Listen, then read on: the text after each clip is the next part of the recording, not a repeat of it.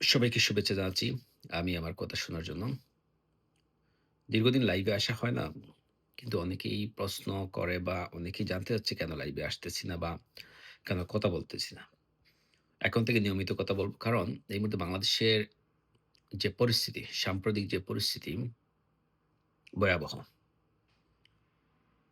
বাংলাদেশের সাধারণ মানুষের জীবনযাত্রার মান থেকে শুরু করে বৈশ্বিক পরিস্থিতি, অভ্যন্তরীণ পরিস্থিতি, রাজনৈতিক পরিস্থিতি সবকিছু মিলিয়ে ভয়াবহ।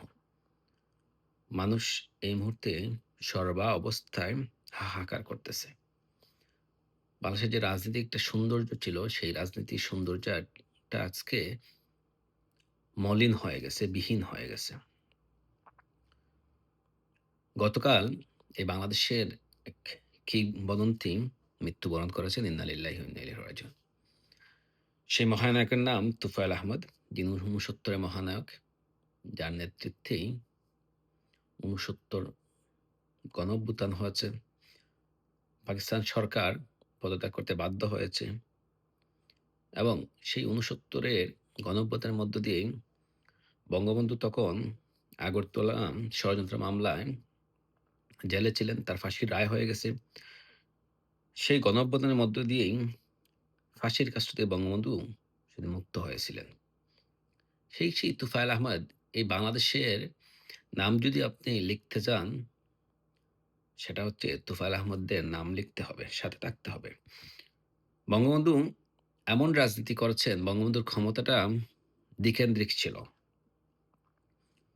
শুধু এক বঙ্গবন্ধু, বঙ্গবন্ধু তার কয়েকজন সহপাঠী, সহযোদ্ধা, ছোটদের এমনভাবে তৈরি করেছেন যারা বঙ্গবন্ধুর অবর্তমানে এই বাংলাদেশকে তারা সঠিক নেতৃত্ব দিয়েছে। তার মধ্যে তুফাইল আহমেদ অন্যতম।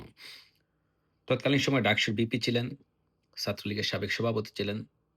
পুরো পাকিস্তানে অসম্ভব জনপ্রিয় ছাত্রনেতা ছিলেন। তার ডাকেই মুক্তিযুদ্ধে সংগঠক ছিলেন। যুদ্ধকে তারা পরিচালনা করেছেন। সেই তুফাইল আহমদকে বর্তমান যে ১২ ফেব্রুয়ারি নির্বাচনের যে অবৈধ সরকার, বিএনপি সরকার, তারেক রহমান নেতৃত্বে রয়েছে, এই তুফাইল আহমদকে তারা শেষ সময় সম্মান দিতে পারেনি। এই তুফাইল আহমেদের দীর্ঘ জীবনের যে পথ চলার অংশ, মহান জাতীয় সংসদের দক্ষিণ প্লাজায় এই তুফাইল আহমেদের জানাজা তারা করতে দেয়নি। এই তুফাইল আহমেদের ১ম জানাজা ধানমন্ডিতে হয়েছে। সেখানে তারা এই যে বিএনপি সন্ত্রাসী বাহিনী, সেখানে তারা বাধা দিয়েছে।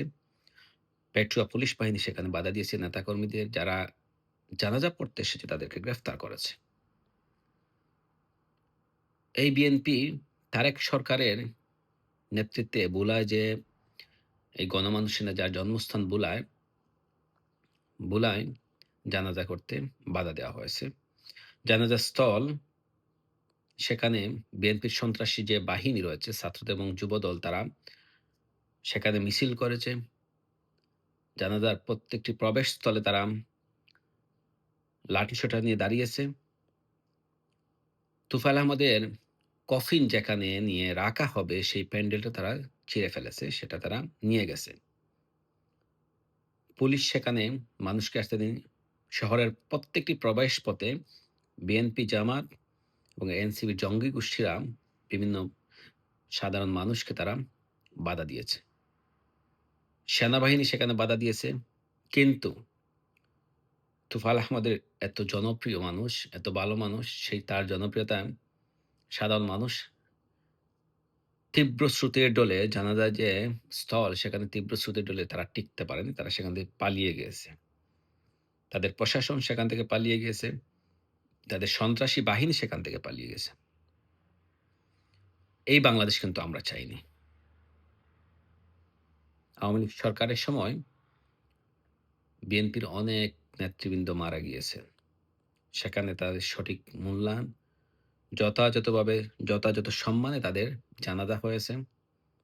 তাদেরকে সম্মান জানানো হয়েছে।